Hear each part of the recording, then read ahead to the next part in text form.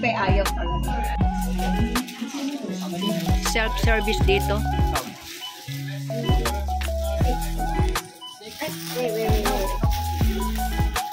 1, 2, 3, 4, 5. Yeah, it's like I don't want to say 1, 2, 3, 4.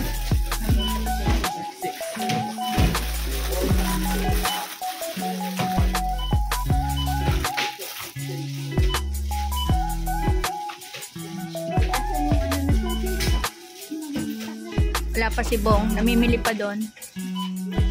So, this is it. Self-service. Lidl supermarket.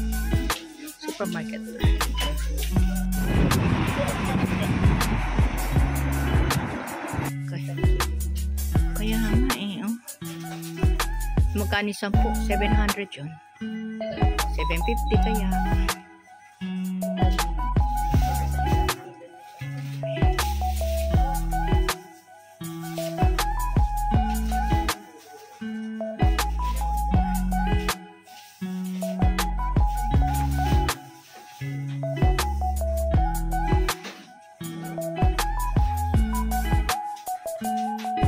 May papaya, oh. Tinola.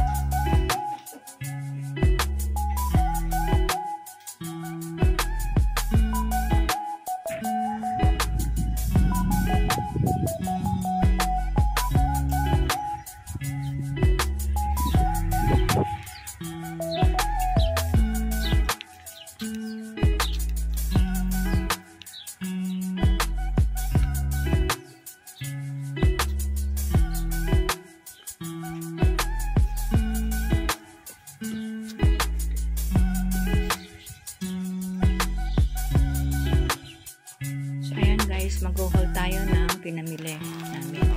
Yan, pork mince. Yan. And then, chicken wings. And then, yun tayo dito. Chicken wings again. No, chicken thighs. And then, pork sausages.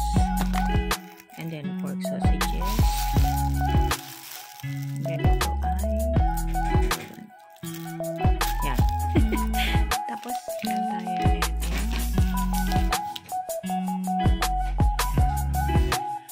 Pasteurized cow's milk.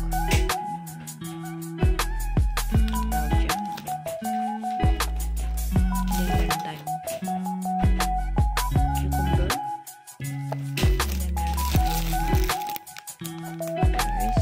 And then meron tayong apple. And then meron tayong berry, etc. So yung iba po, etc. na lang ha. And then tayong beans sprout. And then meron tayo dito na mushroom. Dadalaan ko lang po Dadalaan ko lang. And tayong radish. And then tayong gold. Then meron tayo dito sampal. And then meron tayo dito. Hindi ko alam kung ano tawag dito eh. Colander. Ito ba yun? Hindi ko alam eh. Kung sa dalawa yan. Ito. Dito sa atin, sa Pilipinas, ang tawag ko dito kinchay eh. O kasi maliliit lang naman. O, yung celery mas makapal dito, di ba po? O, see. Take a look. Diba? So, yan. And, yan tayo dito na essential na 6 sausage rolls. And, bumili rin tayo ng double cream. And then, meron tayong mga hand wash. Yan, 2 piraso. And then, meron tayong laksa paste. Kung saan ginagamit yan, guys. Hindi pa ako gumamit kahit galan yan. Laksa. And then, ito, Flying Goose brand ng original ng hoisin sauce. Yan. And then, meron tayong baby corn. Okay na. May carrots, etc. Yan. May lemon. And then, yung iba, hindi ko na iaano ha. And, meron tayo rito. Ang laki-laki, oh. Alam ko, ito yung pinabibili kanina ko, eh. Seasoning. Ewan ko. So, that's it. Yan lang muna. Ay, hindi. Sorry. Ito pa pala. Oh, meron pa palang ito. British pork belly joint. Yan. Belly joint. Then, and same lang. Same lang dito. At saka ito marami pa. Ayan, kung ano-ano yan, ha? Kung ano-ano na lang mga guys.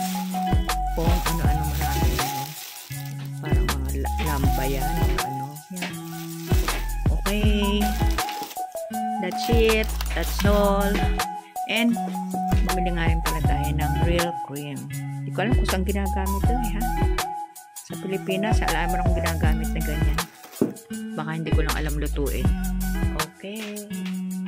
So, yan ating haul sa pinamili ng kapatid ko dito sa mga shopping mall at saka mga palengke. Okay? Bye!